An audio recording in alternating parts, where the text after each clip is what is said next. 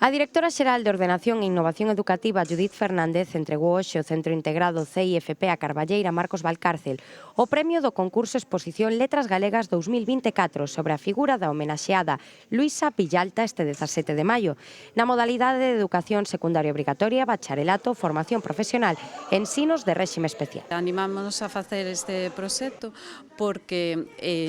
temos un proxecto 365 días de respeto e igualdade. Entón, como Luisa Villalta promoveu o apoderamento da muller,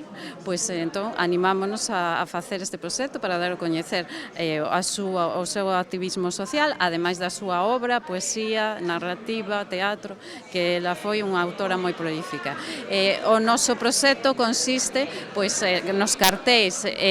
na guía didáctica e, ademais deso, alén diso,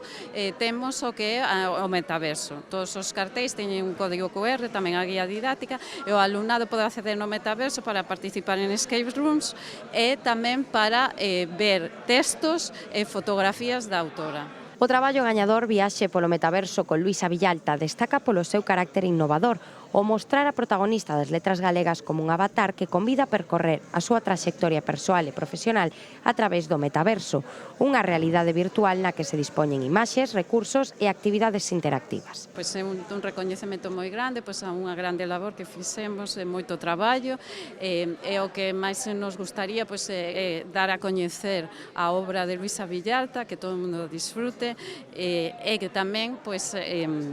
promover o uso do galego entre a mocidade. A exposición e a guía do traballo gañador nesta edición do concurso chegará a case 2000 puntos de destino e estará dispoñible en versión digital no portal da Lingua Galega.